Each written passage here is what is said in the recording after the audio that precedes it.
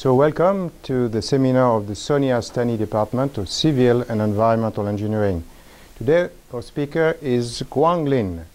Guang was born in Shanghai, China, educated in Beida, Peking University, one of the best university, if not the best university in China, and graduated from Beida in 2000. Then he moved to the United States and he got his degree from Brown University, from the Division of Applied Mechanics in 2007. Applied math. Applied math? Yeah, so kind of...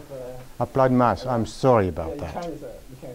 Mechanics in China, but mathematics in the United States. Yeah. And that explains why in the room today we have a mathematician. Okay?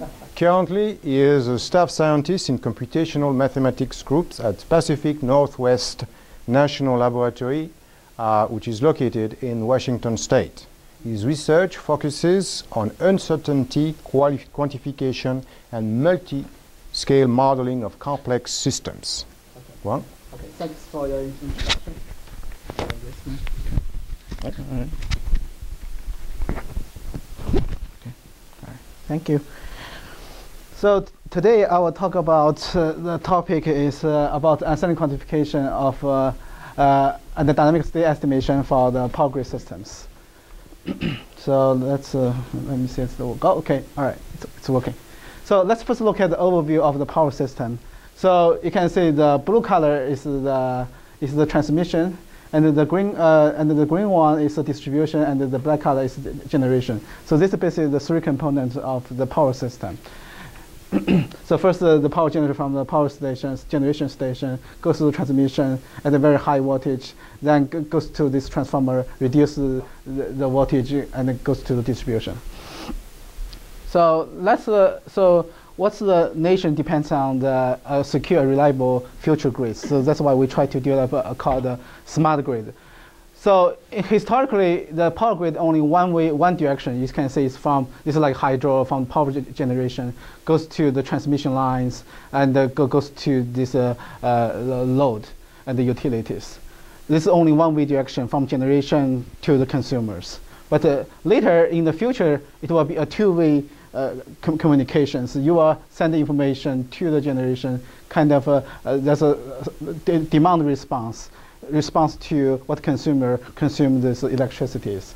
Gonna be have the two-way. We're gonna put smart meters on the load side, and we're gonna see how to generate the generation. Also, we're gonna integrate the renewable energies, for example, the solar energy and the wind farms from the generation side. But however, this is gonna be introduce additional difficulties on the modeling side. So first of all, if you look at in the future grid, there will be 10 to the 100 millions measurement and the communication device will input in the next generation power grids. And we're going to have 10 to the 6 times more data. It's going to be petabit per year, and also with the speed of a sub-second speed in the two-way communications. And also, we're going to have more than 15% on the renewable energy generations. And also, we're going to have 15% energy efficient, demand response, energy efficient. This is electrical vehicle, and also have distributed generation. So we're going to have all this new stuff going to put into the future grid. So we have to develop our model how to respond to all this like renewable energy and all these distributed generations. And we have to, beyond the 2050, we have to develop the multiple technology to potentially lead to the different future and the grid scenarios to make our power grid more sustainable to provide sustainable energy. The goal is we want to reduce the carbon emissions and also reduce foreign oil dependence. So let's look at some background knowledge about what is the electric power systems. First of all, the power system it's composed of generators, transmission network, and the load. And we want to control and protect and monitor this power grid system. And the application of the system model, we want to develop the system model that is able to simulate the effect of larger distribution, this N1, N2 security. This is called contingency analysis. This is basically, we assume that if there's one power grid, power line is tripped or just a very the power flow exceeded the limit, right? We want to say model the system will have like a cachery failure, blackout, right? We want to say whether that's going to cause the instability of the power grid systems. So this is a N1 represent we only have one line was tripped. How it's going to affect this transmission power grid systems. And 2 represent if we have 2 transmission lines was tripped at the same time, right? What's going to affect the whole power systems? So later, ultimately, we want to do the n to the x, right? But that will become very, very expensive because you want to do the complexity will be Cn2, right? You choose 2 lines from the n network, right? So that will the number will keep increasing if you go to n3, n4, right? And also we want to determine the setting for the control and the protection device, such as the phase shift transformer. And also we want to determine real-time control action response to the system changes to maintain the security. But of course, the difficulty is how to achieve the real-time control.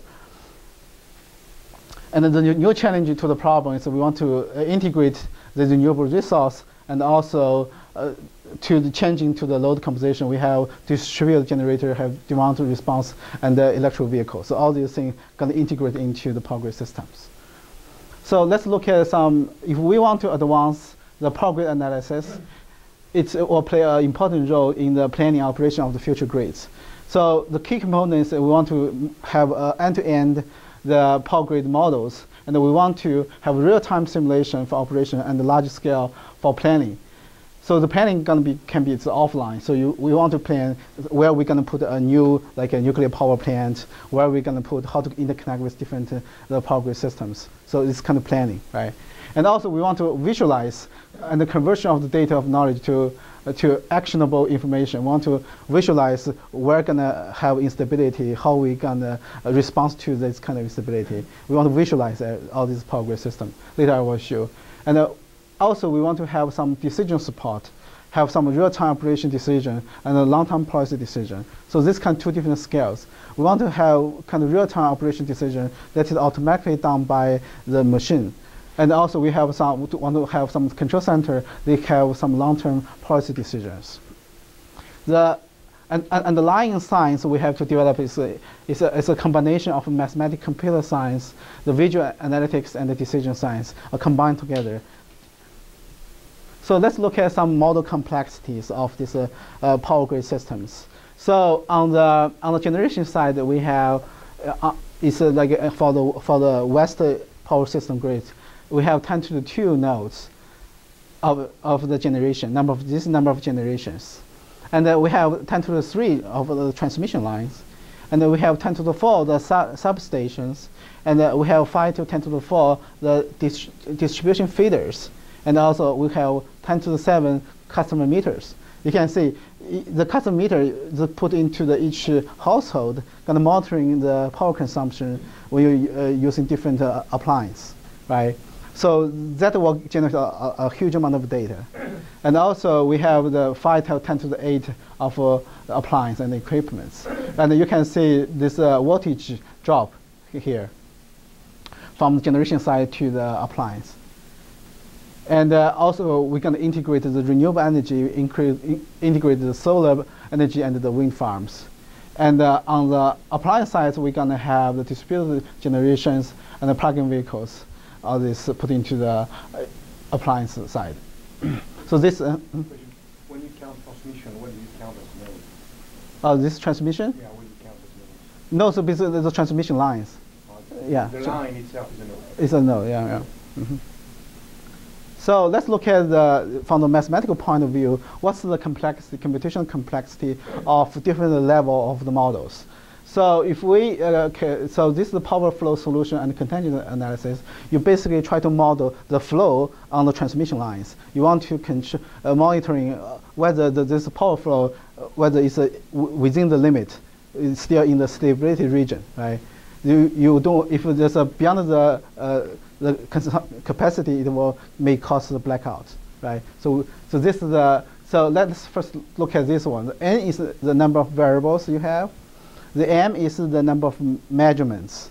And the small m is the number of outer loop steps. And the A is the degree of sparsity. So look at here, if this one basically is proportional to the n square, it's a number of variables plus the n log n. This is the complexity for the power flow solutions. And the second one is if we want to do just a steady state estimation. There's no time here, you can see. This is the complexity n squared times m plus n log n. So if we want to do the dynamic simulation and the dynamic contingent analysis, in this system, this is algebraic equations. And this becomes a system of ODEs. Right, so here is the complexity. And also, if you want to calculate eigenvalue problem, solving this small signal problem, so basically you have to solving this eigenvalue problem. So this is the complexity is basically it's n squared times k. K is the number of eigenvalues you're going to have. And also, if we want to do the dynamic state estimations, then you have the even more complex, also going to be more expensive. However, the dynamic state usually is happening on the microsecond, right? So if you want to do the very fast the dynamic state estimation, especially for the whole Western power grid system, you really have to design some faster, like a common filtering algorithm that could respond in like a microsecond. Then that gives us a challenge in developing some advanced filtering technique that is really fast. And you may want to develop some like a model reduction to reduce the complexity of the power grid. So extended Kalman filter is not sufficiently fast? Yeah, so that's why later I will say we develop something. So you need to simplify it. First we need a kind of doing some physical lumping. We can do put a several generator. If they are in the same phase, we can put the generator into a one generator case. Yeah, so if you only care about in Los Angeles area, you may don't care about on the East Coast, right? You can model East Coast in a very simplified, reduced order models instead of the full detailed model. Yeah, all this type. You can do a lot of tricks. So if we want to modeling and simulation, this is a requirement if we want to achieve the real-time operations. So let's look at this computational, the cost that we're going to have. This is basically the state estimation. We need 100 the megaflops. And this is if you only want to do the 0 to 2 years, this is we want to do the 3 to 5 years operation, and then the 6 to 10 years operation. So this basically tells you if you want to achieve the dynamic simulations, so what you need if you want to achieve the real time, right? There's so far the state of art the modeling technique, we are 10 times slower than the real time, basically, for different kind of years of simulations. So we have to really develop some really fast algorithm to really be able to do the real time control. So let's look at some state estimation for the real time, like situation awareness and the responsiveness. So today, we only can do only the static and the slow local view of the state estimation. So basically, we are solving not a like ODE system. We're solving algebraic equations. It's a static state estimation, and we need 2 to 4 minutes to solve nonlinear equation on basically single like a computer using the LU linear solvers. So basically, because your data come from like 30 microseconds. But you only can do solving this steady state estimation in 2 to 4 minutes. So there's no way you can do dynamical state estimation. You only can do the offline state estimations. So this is what we have right now. So tomorrow we're going to have develop the static, but much faster the state estimations. So it's going to be the 2 to 4 seconds, but still not fast enough because we want 30 microseconds have the response. So what we use the parallel computers to use in parallelized conjugate gradient solvers to speed up this process. So we can gain the speed up from 2 to 4 minutes to the 2 to 4 seconds. And in the future, we want to achieve the dynamic and fast global predictive view. So we want to, in this 30 microsecond, we want to have this state estimation, the results ready, okay? So we really want to develop this predictive ability through solving a set of this differential algebraic equation using the common filter technique.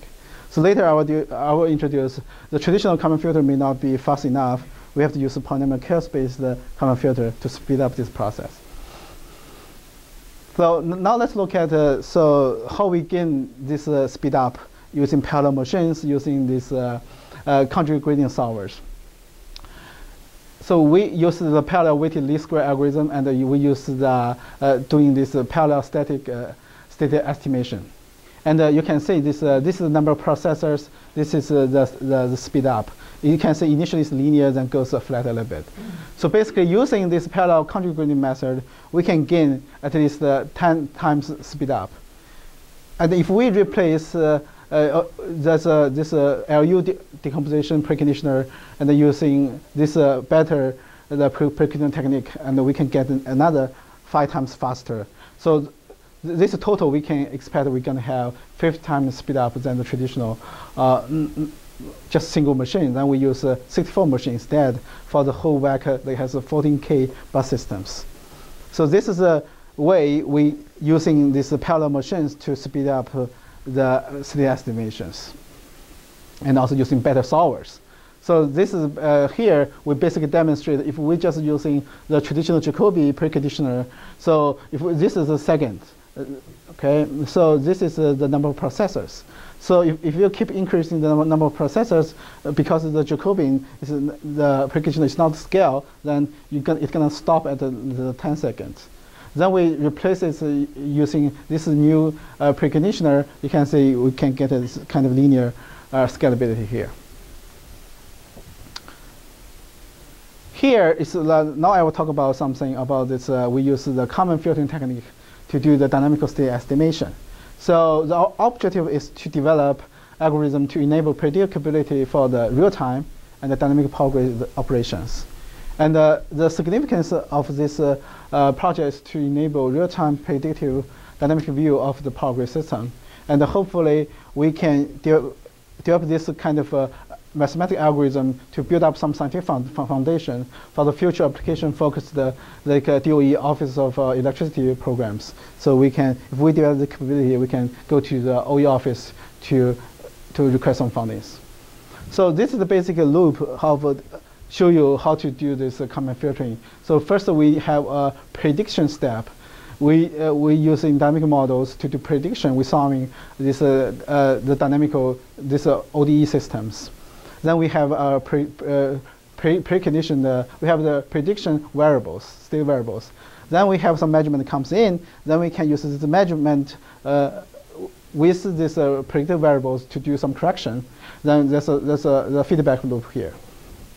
So this is the basic idea of Kalman filtering technique. And here's some results. Basically show you this. This is the generator speed arrows. This is the arrow. So if there's some perturbation, some noise, disturbance on some transmission line at 1 second, and how we can see how this generator speed gonna have some oscillations, gonna follow up these oscillations. So this is the time, and this is a different initial percentage at the different power systems, the response to the parameter tracking. So to achieve the real-time model calibrations, we have to develop some model reduction and calibrations. So the idea is we want to develop mathematical models for the model reduction and calibration and do some uncertainty analysis. So here's a loop. Basically, you have the physical systems. So we first, so these are detailed models we have. Of course, if you don't want to real time, you can just use that detailed model to simulate everything.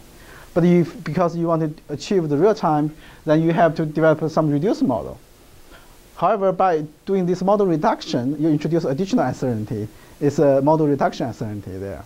Then you really have to use this calibrated, doing some model calibration, using some measurement from the physical system. You calibrate this reduced model. Then you're gonna obtain a simplified model with better accuracy. So this is the basic idea you want to do is model reduction and calibration. And we want to advance modeling for these renewable resource and smart loads to quantify this instability caused by this renewable resource and the smart loads. And here, just I will show you later more. So here, basically showing some that this data angle. So basically, this is some variable in the power system. Basically, show you this is basically the error bar. Show you how the error bar gonna affect the power grid system. Basically, instead of just wanting through the data angle, we provide you an error bar and tell you the variation range. And then you can see this is the time. So basically, you can see the error bar increasing with the time. You get a much larger error bar. This is because the uncertainty is going to propagate in time. So now let's look at some contingency analysis and the emergency management. So this is basically, I tell you, is you want to monitoring the whole WAC system. If there's one transmission line is tripped, what's going to affect all the Western power grid system? And you want to keep monitoring the voltage in each transmission lines. So basically, the red color represents this. The color represents the voltage in each transmission line. If the red color represents there's a high voltage, the green one means there's a relatively low voltage. So you want to keep monitoring doing this parallel contingency analysis.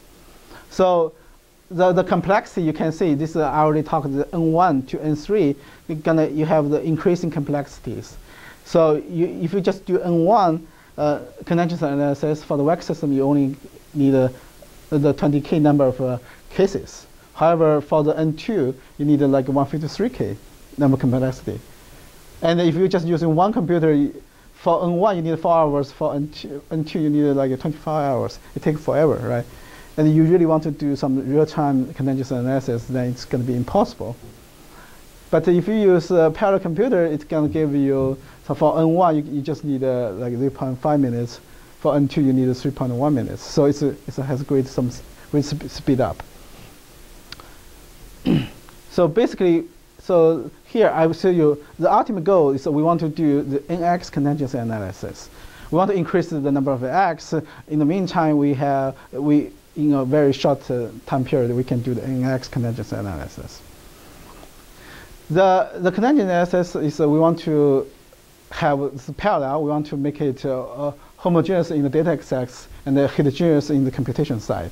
And say if we look at this side, so basically to make this speed up this computation in the parallel sense, we have we do some like called dynamic load balancing. And so basically here, this is curve compare. This is dynamic load balancing compared with static load balancing. And in the x-axis is the number of processors. The y-axis is basically the speed up. So you can see the red curve is the dynamic load balancing, can give you much better performance. So here basically show you this using this parallel, how much speed up you're going to gain by using these parallel machines for the N1 contingency analysis and N2 contingency analysis. So here basically show you this visualized analysis of the contingency analysis. So basically this is the WAC system, and the red one showing is 500 kilovoltage, and this is 200. This blue one, right? So basically showing this some red spots, right? This is the spots that you need to zoom in detail to see what happened inside, and we want to develop a kind of a software suite that can automatically visualize which area may have the possibility to have blackouts. Do some predictive modeling, right? And this is the PNL. So our lab has a big operation training control room. So this is a control room. This is real time. We have real-time measurement data comes in. And so we can do the operator training. Also, if the utility, their operation room is have some problem, then we can replace them, become the operation room for the Washington side. Yeah, for provide the operation, real-time operations. What data comes into this operating room? Also, so the real-time is like the PMU data. From all over the world? Or? From the western in the northwest. In the Richmond area or the whole northwest? The northwest area. The whole northwest. Yeah, northwest area. Yeah. Okay. So yeah, this is the advantage. This is very rare. So normally you will not get this kind of data. Yeah. So let's look at what's the future. So in the modeling of power grid system. So the objective we need to develop a multi-scale end-to-end power grid modeling. and the simulation for improving the efficiency and reliability of the power grid systems. And so let's look at this different multi-scale models. So we have the ODE-based the transmission models. It has 10 to 60 variables and 10 to 7 measurements. And also we have the agent-based distribution models to model each household behaviors. So that will be the 10 to the, that's going to be around 100 million agents, and the 10 to the 9, the measurements. Are you also talking about the Northwest?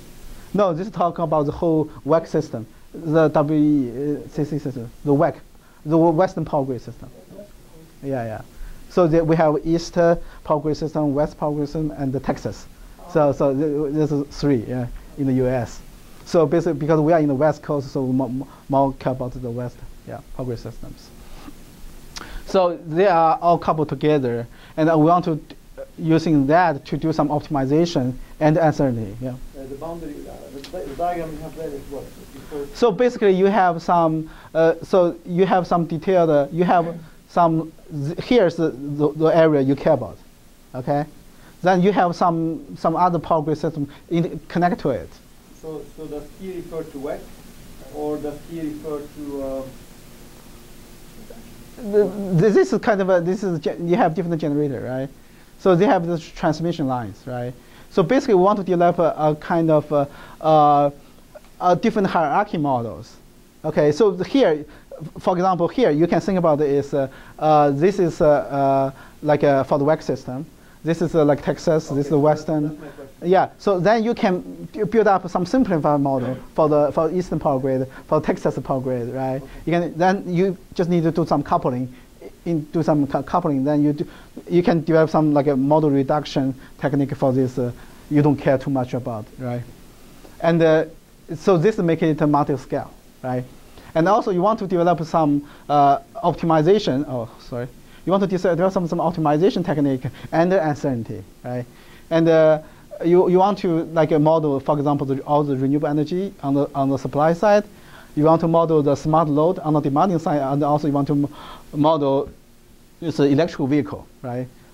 So you want to put some uncertainty because you don't know where the electric vehicle is going to plug in to the power grid system, right? So you have to modeling all this uncertainty, how it's going to affect the power grid systems. Does the uncertainty in the grid itself matter, or you know that to a very high precision? So basically, so initially in the traditional power grid, right? On the generation side, you're pretty sure because you control it, right? The only thing you don't know on the consumer side, on the load side. How about the transmission? Do you assume transmission is perfect? If then you need to do some contingency analysis if the transmission lines is tripped, right? No, but how about, for example, the effect of aging on the cables? Oh yeah, that's that's additional uncertainty you have to consider. Yes, right. But in the new smart grid, that you're adding complexity because on the generation side, you have the wind farms, right? You don't know, you cannot predict the wind, right? You have additional uncertainty on the supply side, but you don't know how much the renewable energy is going to generate. It may generate at midnight, so you have to find a way to use it, right? So this is on the generation side. So on the consumer side, because you don't know what's consumer going to use, then you have to we use the agent-based model to model it, you know. So there's a lot of introduce additional uncertainty inside the model. So let's look at some model validation, the needs and the challenge. So this is basically the famous 1999 blackout. So this is the numerical models, and this is the reality. So because of the blackout, the instability, your model does not predict it. It's just go. You think it's just going to go flat. Actually, it's not. You can say the instability it become amplified, right? The cause blackout. But your numerical model does not capture that because it happens so quick. You can say only 90 seconds, right? It causes a blackout. So if your model can really capture the instability and really do some operation control on it, you may not get this instability, right? So that's the need and the challenge to do this model validation and model calibration. Okay. This model is not calibrated in real time? No. You don't. First of all, you don't have the data, right? Yeah, because PMU data is very new. Yeah, they took 4 minutes to get the data. No. So let's look at what are we going to do to do the real-time model calibration.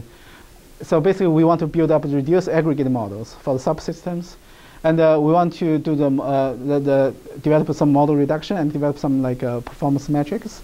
And we want to use in this called the online phase measurement unit. This data come every 30 microseconds. We want to use that real-time data to calibrate the reduced models. We have to identify the parameters in the operation unit, identify important parameters, this kind of scientific analysis. We want to validate and calibrate reduced models. So this we want to do, and of course we have to do the Astani quantification to identify the range of the uncertainties. So here, so we'll have to do the real-time security analysis to under control of the power grid system. So this is basically the need we have to do. Let's look at the approaches we try to develop. Because, basically, we want to develop 3 kind of level for the power grid system. So we want to have, this is the system level. So this is component level, it's a very detailed level. And then we have the aggregated kind of model, reduced model, and then we have system level, very high level of the model. So we build up kind of 3 different hierarchy models for the power grid systems. And we also want to consider the human operation decision-making models, going to be human effect. And also we have the internal system. We want to use the detailed aggregated the component level models. And we want external, because we don't care too much. We just needed to provide some bounding conditions. So we use some cost level, some we call system level models. So this kind of combined this multi-scale models, we want to use it to do the real-time model calibrations. So here is the current power grid, what we have for the model validation and calibrations. So far we only can do the component-based, it's a deterministic, and the no human effect included into the model validation and calibration. And it is a static test bed, it's offline and static. So it's no dynamic involving at all. So this is the state of art, this state estimation for the current power grid. So what we want to develop is to achieve real time and online and dynamic. And to achieve that, we have to include the human factor and also doing the multi-scale, the system level combined with component level models. I'm sorry, when you say offline and static, how often can it be done? How much time does it take to do that? So I show you basically you need like 4 minutes. 4 minutes to get something, yeah. But the data coming in 30 microseconds, right? So and instability could destroy you in 30 seconds. Yeah, I show you the blackout happening in 90 seconds, okay. Right? So you really have to respond to it, right? And for the control center, it really has to also machine automatically respond. There's you really have to, right? So here, we have to do some like Astani quantification for it. So this is basically we have to integrate the Astani quantification, the sensitivity analysis, and the system dynamics to include this online measurement data with the physical system models and the human operated decision-making models, integrate them together to achieve this model validation and calibration, and so that to match this response between the models and the actual systems. This is basically the state estimation. So let's look at what's the challenge, mathematical challenge for these power grid systems, if we want to achieve the real time. Because first, the power grid system is a nonlinear model. So therefore, we have to do some nonlinear model reduction. It's more complicated. And the uncertainty in the system models and the parameters, so that's a curse of dimensionality problem, because if you want to model the whole Western grids, there's thousands or hundreds of this appliance, right? You have to model them, right? So there's curse of dimensionality problems. And also,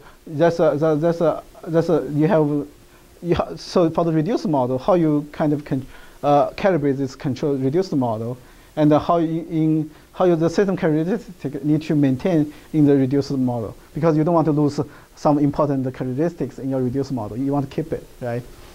Also, you only have limited measurements for model validation and the calibration, and also the computational complexity and the system itself's complexity, and also we lack of data for the human factor modeling. So all this is going to affect your mathematical model.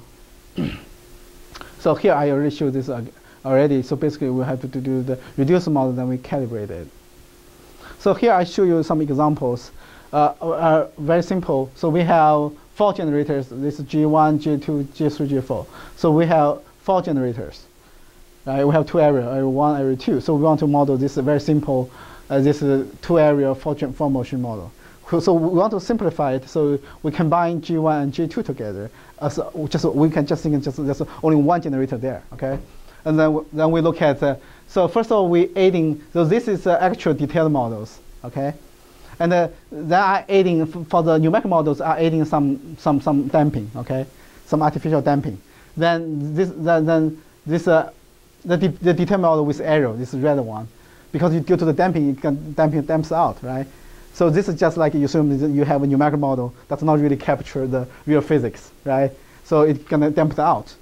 Then later I will show you how we're gonna do. So basically, then you do a reduced model. You see one here, the generation 1 and the 2 become just one generator, okay? Then the two-area four motion become two-area three motion, a simplified model. Then you can, here, what you get is the red one is the detailed model with arrow. The pink one is a kind of a reduced order model. Of course, there's some difference. This is because of the reduced error, right?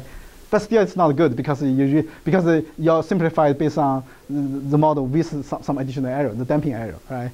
You still cannot capture it.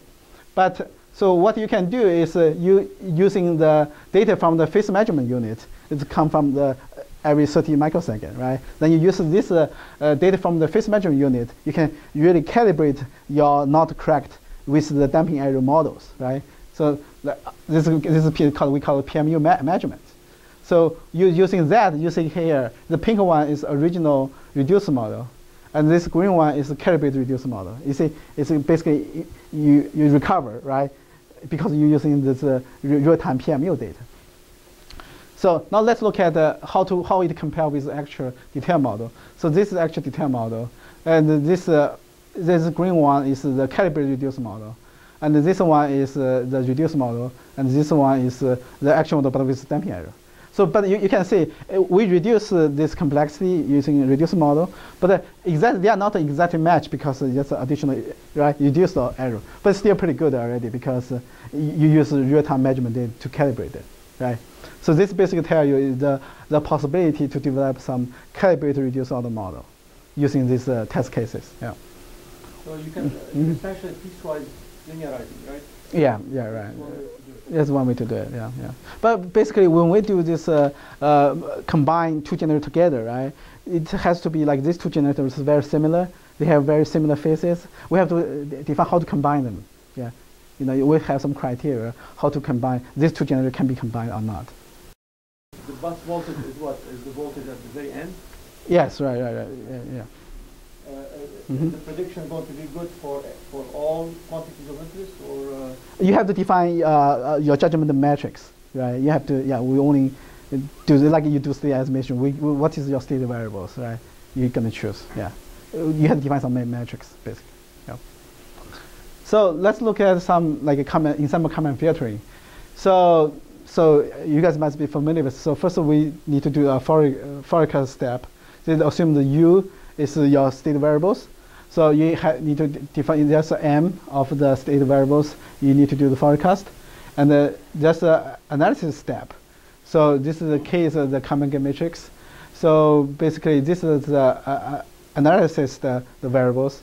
So you're basically using this forecast variables plus using the Kalman game matrix, this taking the measurement, right, to obtain the analysis variables. So this case, the ensemble Kalman game matrix. So the advantage of this ensemble Kalman filtering is it can handle nonlinear systems by using an ensemble approximation of the random state variables. Of course, the disadvantage of it is because it's going to introduce a sampling error in the Kalman game matrix and affect the accuracy. And also, it can be computational intensive when you try to do a huge amount of power grid systems. So the goal to improve the efficiency of the ensemble Kalman filtering is to achieve the goal is to achieve the real-time dynamic state estimation for the large-scale power systems. So the requirement basically is real-time, nonlinear system, and reduced sampling errors. Then we have three requirements. And the approaches we use is the polynomial chaos-based ensemble Kalman filtering to enhance accuracy and and with a very low computational cost. So this is the one paper Dongbin was doing this, using this kind of approach. You know, both Noah and myself also work on. Oh yeah, okay. Yeah, I should acknowledge that too. Okay, so basically we use a polynomial collocation-based ensemble Kalman filtering. So the idea is we use the polynomial solution to do the forward collocation instead of running using Monte Carlo. We basically replace Monte Carlo we use polynomial simulations instead. Then we recover this polynomial expansion. Then we get the ensemble from the polynomial solution, then to speed up the process and get better accuracy. So this is the basic idea of this polynomial collocation-based. So basically, yeah, we have a lot. Yeah. Oh, the collocation is okay for nonlinear system. Yeah, but it's non-intrusive. Yeah, because the stochastic collocation is a non-intrusive approach. You don't need to modify the solver, so it works for the. There's no linearization in the. Yeah. It's more than linear. Polynomial. Polynomial. Yeah. So the idea behind is because Monte Carlo only give you square root of n convergence, right? The polynomial can give you exponential convergence if the function has very good regularities, right? So yeah. So also we assume this n n is your number of the polynomial sampling points, right? It's much smaller than the Monte Carlo sampling. So by doing that, you obtain this speed up. Okay. Do you update the ensemble or the coefficients of the chaos expansion? So you first updated the fourth block. With measurement. After the measurement, yes. After the measurement, you update the ensemble? Update ensemble. All the coefficients in the expansion? Update ensemble. Ensemble, yeah, ensemble. Yeah. Only here you do polynomial, yeah. So you think update the coefficients is better? Both of us will update the coefficients in different ways. Oh, in different ways. Okay, I see. I think it's more efficient. Is it more efficient? Okay, yeah, let me try later. Yeah. Okay, so yeah, this is basically the dialogue about how to do this polynomial collocation-based ensemble Kalman filter. So first you represent these parameters using the polynomial expansions. And this is the basic function. This is the coefficient. So then in the initial stage, you choose a proper curvature rule, right? You choose these polynomial weights, and nodes and weights. Then you do the forecast step. You run the system using polynomial, and you construct this the general polynomial approximation of the forecast solutions. Then you can obtain this the coefficient from this orthogonal properties of the polynomial. And you can do some analysis by generating a large sample of these forecast realizations. So then you can evaluate this analysis by sampling of these realizations using polynomial expansions. So now here's kind of one examples. So we have 3 generators, G1, G2, G3. And your state variables is the generator angle, the bus angle, the inertial energy, the damping energy of these parameters. And you have some measurement data comes in. This is the real part of the generation power. This is the imaginary part of generation power, the voltage in the bus, the voltage angle of the bus. So this is the measurement data comes in. And the total time you need 30 seconds in modeling of the 13 seconds. And each time step is only like 0.01 second. So here's some data to model this 3 generation case. So this is you have some disturbance at 1 second of this generation speed arrow, and you want to see how this actual generator. You have 3 generators, so there's a 3 curve here. How you want to see model how this generator speed is a function of time, basically. So here it's basically showing the same thing. This is axis of time. This is the generator angle of these 3 generators. Yeah, here it's basically showing the inertial percentage of these 3 generators. Okay. So here I will basically want to show the anticipated challenge in the polynomial chaos based on ensemble Kalman filtering for the larger scale power system. Because the whole WAC power system, you're going to have more than 3,000 generators and 14K buses. So each generator will have 5 state variables. So you're going to have 15K random dimension problem. So this is basically it's a high dimension problem, and you also want to achieve the real-time constraint for fast dynamic state estimation. So it's a very challenging problem. 15,000 dimensions. They must have significant correlations. Right? Yeah. So yeah, but sometimes maybe not, because you think about each consumer, it may have different behavior. But they may have some correlation, because if everybody watch football, they're going to watch TV, right, at the same time, right? So there's some correlation, right? Also, there's some independence, right? So you really, maybe we can use some like a model reduction, some dimension reduction to reduce the complexity, right? Yeah, sure, definitely. Some idea to go back to correlating this with some social methods. Yeah. And also the temperature, right? You think about the temperature, if it's getting very hot, everybody opens the air condition, right? So you can predict by using, if you can predict the temperature, you may know, you may have some seasonal data. Normally at the lab, we have some seasonal data, right? You can use seasonal data to do some prediction, right? Yeah. So basically here, I just talk about some uncertainty results. The uncertainty result may come from the generator, transmission network, and the load.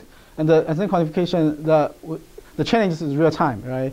And also we want to do some model reduction and introduce some additional uncertainty. Yeah, here I already talk about that. Yeah, so this basically showing some picture of what's the power system component looks like. This is a hydro, this is wind farms, this is solar, right, transmission, this is a consumer side. So we want to do some uncertainty quantification process. So we have to quantify the uncertainty through the power system and provide an error bar on the simulation results. So yeah, this I will skip. This is polynomial chaos, right? So winner chaos. I'm gonna skip this stochastic collocation projection method. I'm gonna skip that. The sparse grid. I assume everybody knows about it.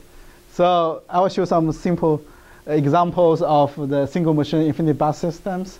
So we have just one bus, one generator case, right? So this is the controlling equations. So I don't have much time. I'm not getting into it. So basically, here I show some, like I use the stochastic collocation. This is the number of collocation points from 5 to 65. You see, basically overlap each other. However, this is the mean. So this is the standard deviation. You can see here for standard deviation, there's some difference here. For later times, it's because at the later time there's more error comes in here. So here basically showing the error bar, right? So the error bar you also can see I already talked about. For later time the error bar get increased. So here is basically showing some eigenvalue analysis. So normally in the power grid system they only do deterministic eigenvalue. So these two red curve showing the stability region. Within this angle, everything is stable, right? But historical people only look at deterministic case. So if you look at this blue one, inside this safety region, it's okay, right? But however, if you look at this error bar, right, this two basically showing this error bar. But you can see this error bar kind of beyond the safety region, right? So this basically tells us we cannot just look at this mean value or deterministic value, right? We really have to look at this uncertainty, consider uncertainty, right? What's the safety region, right? Is it the first eigenvalue that matters? Yeah, normally, yeah.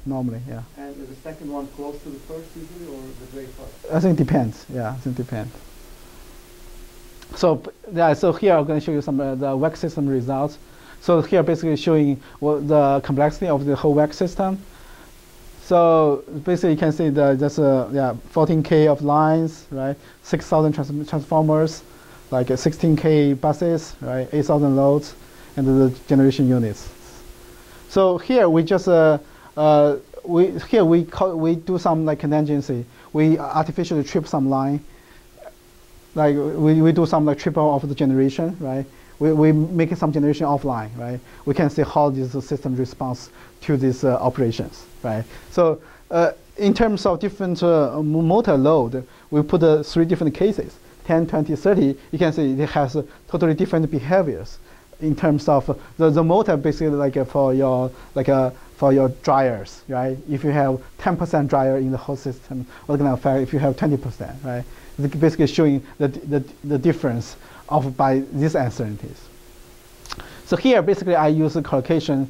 I show this. This is at the Malin and this location, basically showing with time if I do the triple. So if I assume the Astani come from the low side, and I do the Astani quantification. So here, the red one is I doing this Monte Carlo, southern Monte Carlo.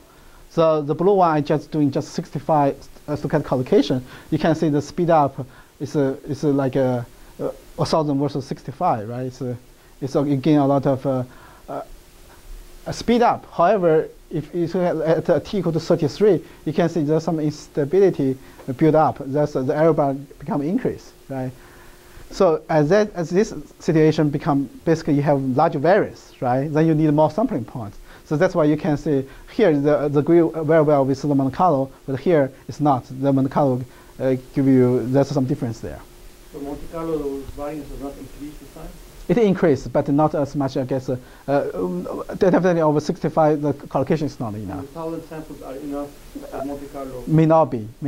Yeah. At your time, 40 years, 1,000 samples seem to be enough, right? Yeah. Time 40 may be enough. Yeah. So I think I need to do like 2,000 or like 5,000, maybe more convincing, right? I guess. Yeah. If you want to compare them. Yeah. I have to do a lot more. Yeah, right. But this is a whole back system. Each run take me a while. Take me like a day or something to get results. Yeah. Yeah. This is basically interconnection between California and Oregon. This is the power flow. So basically showing the same thing. But still, even at the end, there's not much difference between your ST and Monte Carlo. Yeah, it's the error bar is not that big. Yeah, not that big. Not that different. Yeah. The mean is different. The mean is different. Yes. The mean is different. The error bar is almost the same. Yeah. Interesting. What's the dimension of the random stick here? So here I just do 2. There's only 2 dimensions. Later I will show this 20. Yeah. So yeah, you see, I think that depends on your matrix. Your different variable. You see here the difference is bigger.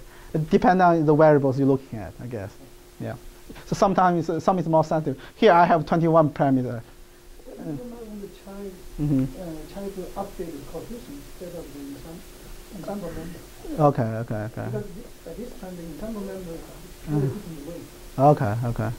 You think the parameter instead of okay, will give better, right? Okay.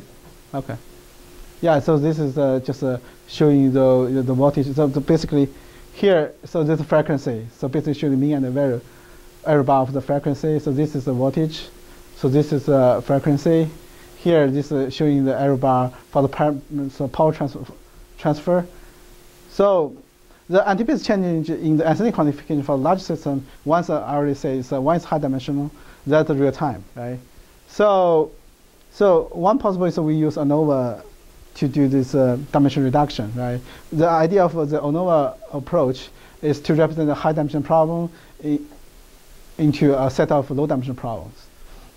So this is basically just like one interaction, this two-body interaction, this two-body interaction, this is like many body interactions. But the Anova concept is so in some system, it's maybe enough you cut off like here you make because if the system itself has some low dimensional manifold, right? So you maybe it's good you cut off at 2, you may get a better accuracy, But sometimes system is not. Sometimes some system is intrinsic high dimensional.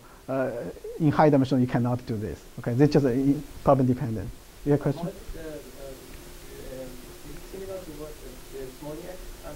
No, it's the Somayak is the sparse grid, right?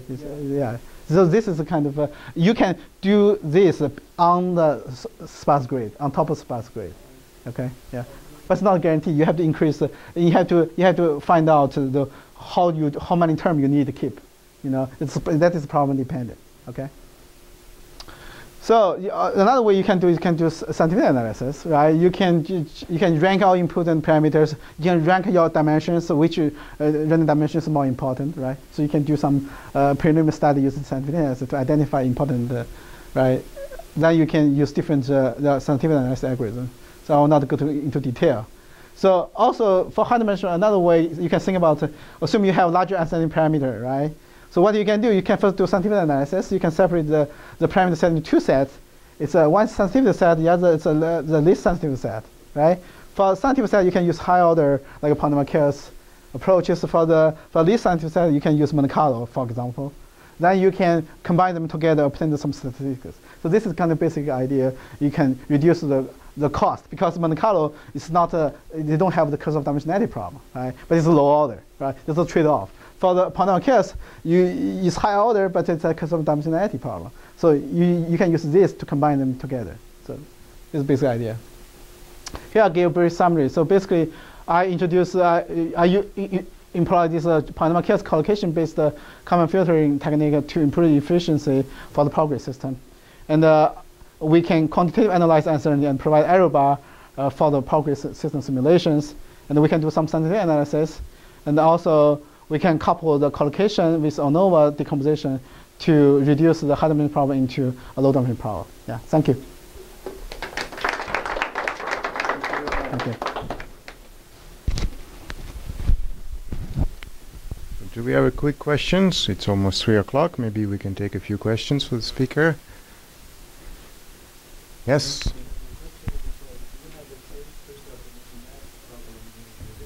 Please repeat your question in the microphone. Do you have the same problem when you do the sensitivity analysis? I mean, the curse of dimensionality, is that a burden of computational cost? You have the same problem, right? So then that's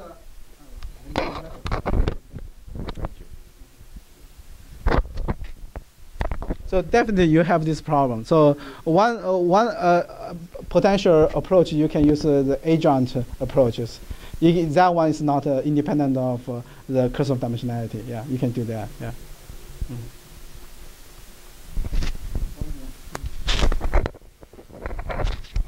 If you are doing updating of your model, why do you care about long-term behavior of your prediction? If you have observations every 30 microseconds, why do you care about the long-term growth and uncertainty? So basically, I think the long-term behavior, because if you do polynomial chaos, right, initially you assume it is a Gaussian distribution, right? Your input parameter is Gaussian, then you assume it's Gaussian, right? Then you propagate those nonlinear models, right? Then the system can migrate from Gaussian distribution, become some arbitrary distributions, right? Although, so only if you modify your distribution, the basis, you have to change your basis basically. If you change your basis, then you don't have the long-term integration problem. You know, if you still keep the Gaussian basis, I think you're still going to have long-term integration problem. But every time you make a measurement, you can recenter your Gaussian. Yeah. Okay. And you do piecewise Gaussian. And in that way, I don't know. Do you think you can control the growth and uncertainty if you do that? Yeah, I didn't do that. Maybe I will try later. Yeah, sure. Okay, well, it's now time to close the seminar, but I think before we do it, we should thank our speaker. Thank you. Thank you.